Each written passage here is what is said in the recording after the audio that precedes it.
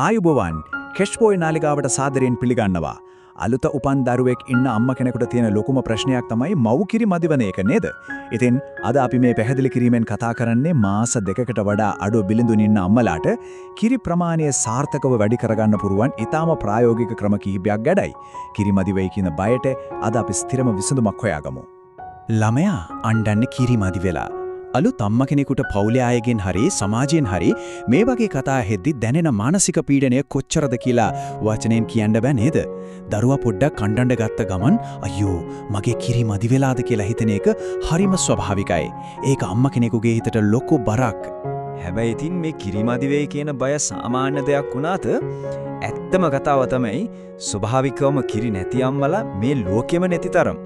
ඒක නිසා ඔන්න අද ඉඳන් මේ අනවශ්‍ය බය හිතෙන් සම්පූර්ණයෙන්ම අයින් කරලා දාන්න අම්මලක පුළුවන්. ඒක හරිම සහනදායී කාරණයක් නේද? හොඳයි. අපි යමු අපේ පළවෙනි පියවරට. ඒ තමයි ධනාත්මක සිතුවිලි වල වැදගත්කම. මට කිරි නැහැ කියන ඍණාත්මක සිතුවිල්ල හිතෙන් අයින් කරන්නම ඕනේයි දන්නවද? මෙතන තියෙන විද්‍යාත්මක පසුබිම හරිම අපූර්වයි. මව්කිරි නිෂ්පාදනය වෙන්නේ අපේ මොළයෙන් නිකුත් කරන ප්‍රොලැක්ටින් සහ ඔක්සිටෝසින් කියන හෝමෝන මගින්. හැබැයි අපි ලොකු ආතතියකින් බයකින් ඉන්නකොට මේ හෝමෝන ක්‍රියාවලිය සම්පූර්ණයෙන්ම අවුල් වෙනවා. සරලවම කිව්වොත් ස්ට්‍රෙස් එක නිසා කිරි නිෂ්පාදනය වෙන එකට කෙලින්ම නතර වෙලා යනවා. අන්න ඒ නිසයි දිනපතාම Tamanටම මේ වගේ කියාගන්න එක ගොඩක් වැදගත් වෙන්නේ. මට හොඳට කිරි තියෙනවා, මගේ පැටියාට බොන්න මට ඇති වෙන්න කිරි දෙනවා. මේ වගේ ධනාත්මක දේවල් නිතරම හිතට දෙනකොට අර හෝමෝන වල ක්‍රියාකාරීත්වය උපරිමයෙන් සිද්ධ වෙනවා. මේක ඇත්තටම ශරීරය ඇතුලේ ලොකු මැජික් එකක් කරනවා. දැන් අපි බලමු දෙවනි පියවර මොකක්ද කියලා. ඒ තමයි දෛනික ජල අවශ්‍යතාවය සපුරාලීම. කිරි නිපදවන්න වතුර කියන්නේ කොච්චර වටින දෙයක්ද කියලා අපි දැන් කතා කරමු. මව්කිරි වල සංයුති ගත්තොත් ඒකෙන් 80%කට වඩා තියෙන්නේ වතුර. ඊටු 20% විතර තමයි අනිත් පෝෂ්‍ය පදාර්ථ තියෙන්නේ. ඒ කියන්නේ අම්ම කෙනෙකුගේ ඇඟේ තියෙන වතුර ප්‍රමාණය තමයි කිරි හැදෙන්න තියෙන ප්‍රධානම පදනම. වතුර නැතුව කිරි හැදෙයි කියලා කොහොමටවත් බලාපොරොත්තු වෙන්න බෑ නේද? සාමාන්‍ය දවසකට 8 පාරක් විතර කිරි බොන බිලින්දෙක් ලීටර් 1.5ක විතර කිරි ප්‍රමාණයක් අම්මගෙන් උරා බොනවා. ඉතින් මේ ප්‍රමාණය නිසි විදියට ඇඟේ නිපද වෙන්න නම් අම්ම කෙනෙක් දවසකට අඩුමතරමේ වතුර ලීටර් 4ක්වත් බොන්නම ඕනේ. ඒක අනිවාර්යයි. හැබැයි ඉතින් බබාගේ වැඩත් එක්ක දවසම කාර්යබහුල වෙද්දි මේ තරම් වතුර බොන්න අමතක වෙන්න පුරුවන්. ඒකට පොඩි ට්‍රික්ස් ටිකක් පාවිච්චි කරන්න පුරුවන්. එකක් තමයි තමන් නිතරම ඉන්න තැන්වල වතුර බෝතල් කීපයක් තියාගන්න එක. අනිත් එක තමයි බබාක කිරි දීලා ඉවරුණු ගමන්ම මිලිලීටර් 500ක විතර වතුර වීදුරුවක් බොන්න පුරුදු වෙන්න එක. මේ සරල පුරුදු ටික ඇති කරගත්තොත් වතුර බොන්න කවදාවත් අමතක වෙන්නේ නැහැ. ඊළඟට අපේ තුන්වැනි පියවර කිරි එරෙන පෝෂ්‍යදායී ආහාර ගැනයි මේ. අපේ වටපිටාවේ තියෙනවා මව්කිරි ප්‍රමාණය ස්වභාවිකවම වැඩි කරගන්න පුළුවන් නියම කෑම ಜಾති ටිකක්. මේ කාරණාව නම් සමහර විට ගොඩාක් අයට පුදුමයක් වෙයි. සාමාන්‍යයෙන් අපේ සමාජයේ කිරි එරෙන්න කොස් පොලොස් කන්න කියලා තමයි ගොඩක් වෙලාවට කියන්නේ.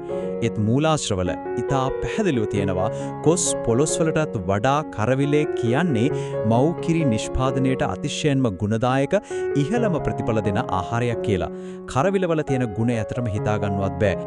ඒ වගේම අපේ දෛනික ආහාර වේලට ලේසියෙන් එකතු කරගන්න පුළුවන් තවත් දේවල් තියෙනවා.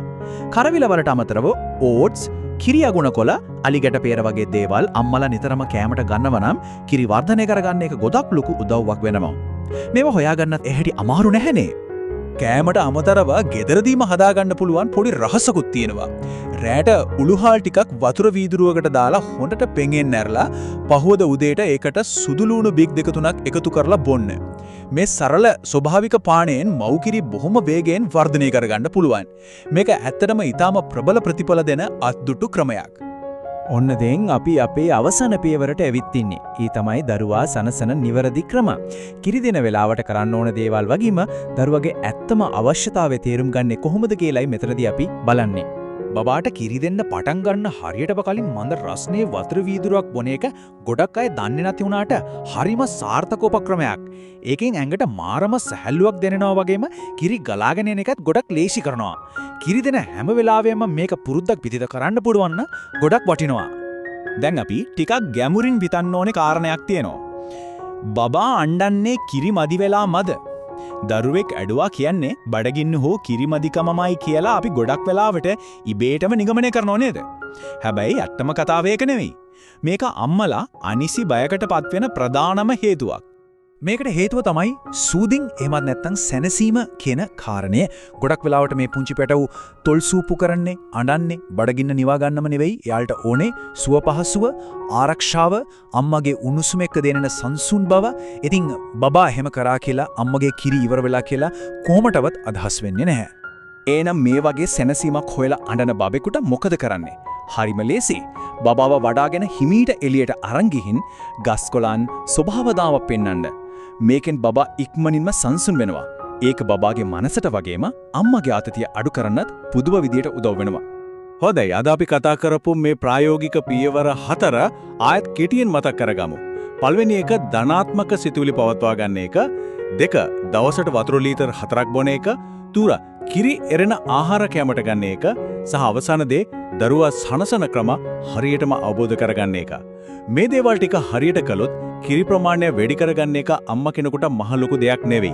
කිරිමැදි කියලා ලොකු බයකින් ආතතියකින් ඉන්න තවත් අම්මලාට උදව්වක් විදිහක මේ පණිවිඩය එයාලත් එක්ක බෙදා ගන්න කියලා අපි ආදරෙන් ඉල්ලනවා.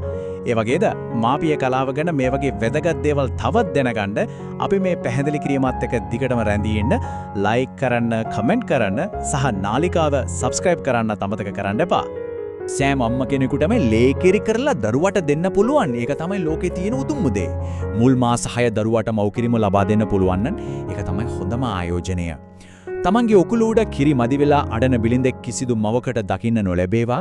සෑම මවකටම දරුවට දෙන්න අඩුවක් නැතුව කිරි ලැබේවා කියන ප්‍රාර්ථනාවත් එක්කම අදට අපි සමගන්නවා.